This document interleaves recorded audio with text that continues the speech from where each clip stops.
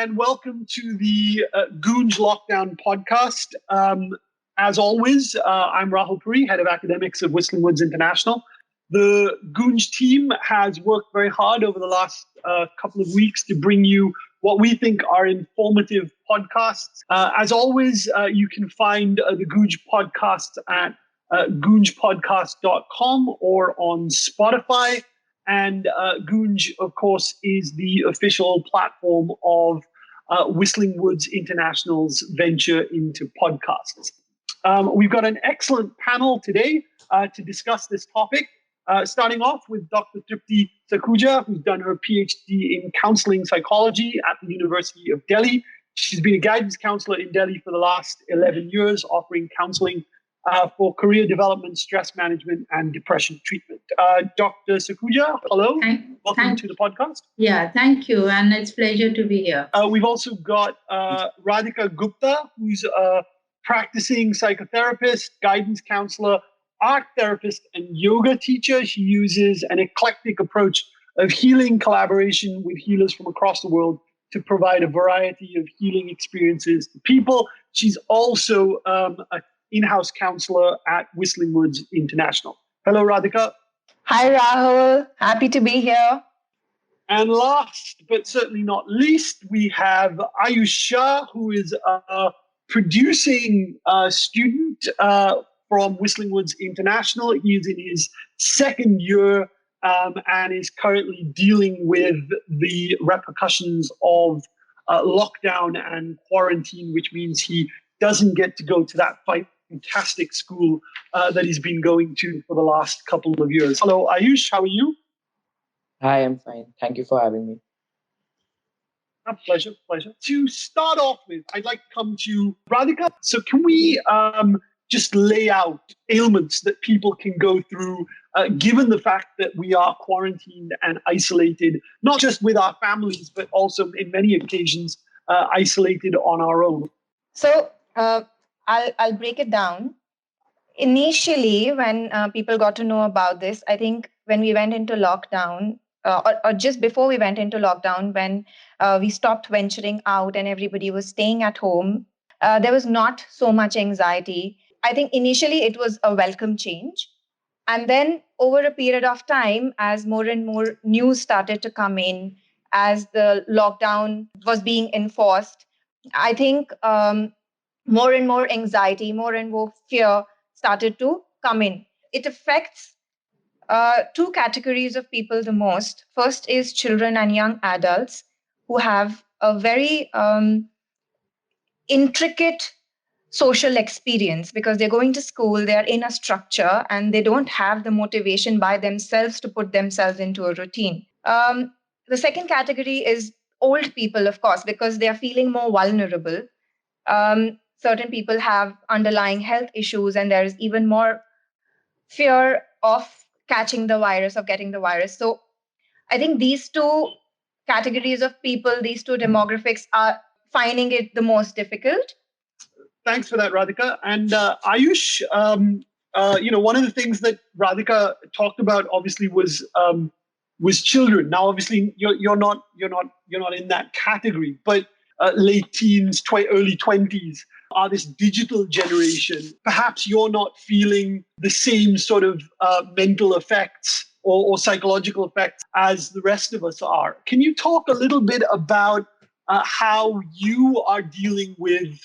So for me, sure, it's the real digital generation, but we still need to go out. So we still have that kind of restlessness that, we need to do something. And kind of coping with it is mainly just talking to people, video calls, chatting and things like that. But keeping myself active is more like keeping myself distracted right now, using whatever I have, the internet and things like that, to watch stuff constantly and not think about what's going on in the world, because that automatically brings a lot of anxiety. It's not especially for me, but people around me, like my older relatives, my older parents and things like that. So how are you trying to, keep your older relatives, your uncles and your aunts, how are you trying to keep them engaged and happy and distracted? I think one of the first things which was important was to keep the news limited to whatever was important, especially on WhatsApp and things like that. And that was one thing I saw, that if anyone saw the news for more than like an hour, they automatically thought they had the coronavirus. And, it gave them a lot of anxiety. Yeah. And to keep them distracted, it's mostly entertaining them with whatever they want to do, like play cards with them, watch movies and TV shows with them.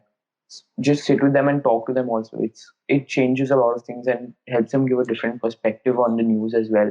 It, because we can easily research online and see what is real, what is not, what is fake and what is not. So it helps them know the truth.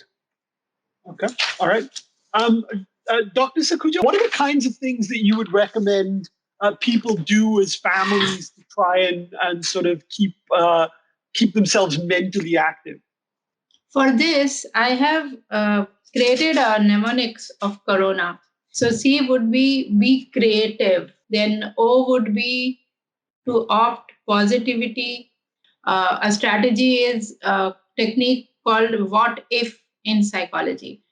So if we are experiencing negative what if, like what if Corona affects me, so we write down and then we convert it to positive what if.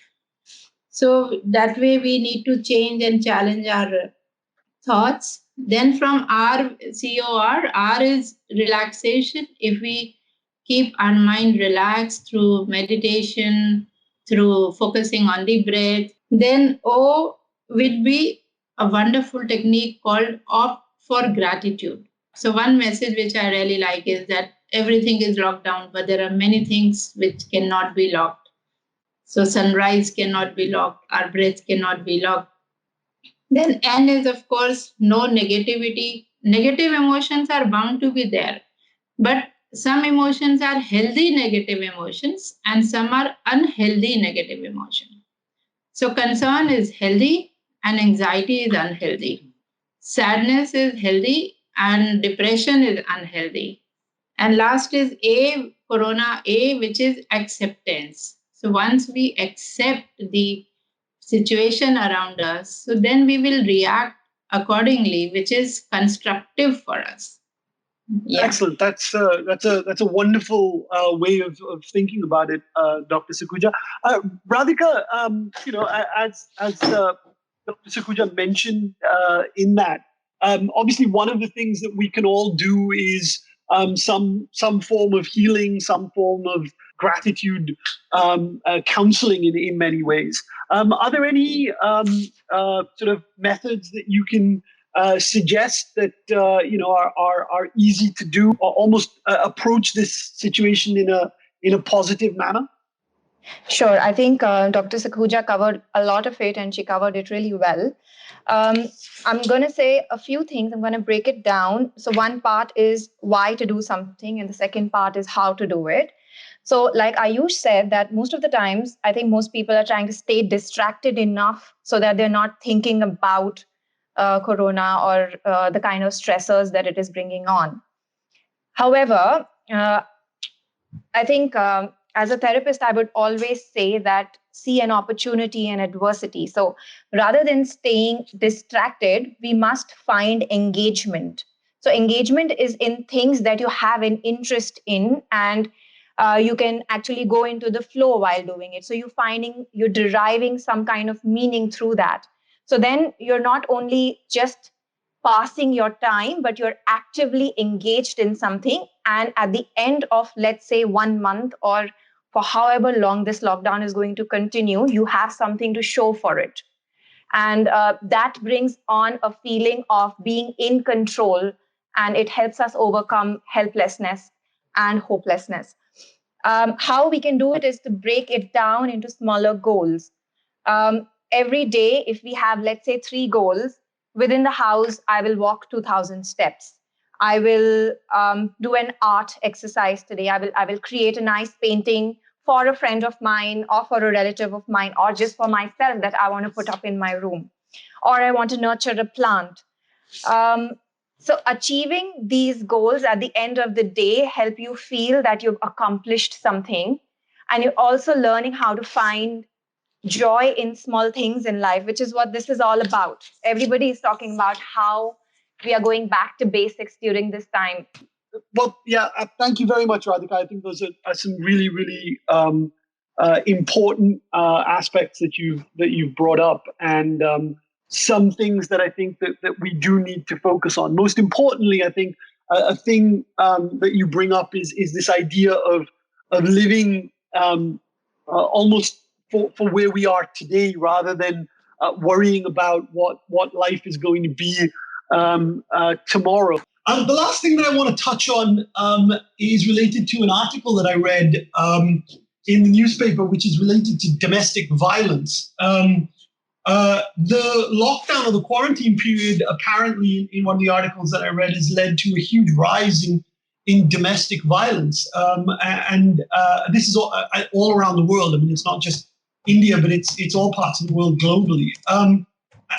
Obviously, domestic violence is a terrible thing. It's a horrible thing.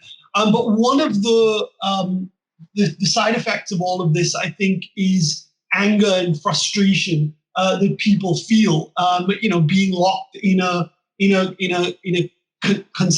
concise space, and perhaps not having not just the physical space to go off and do what you want to do, but also sometimes the mental space.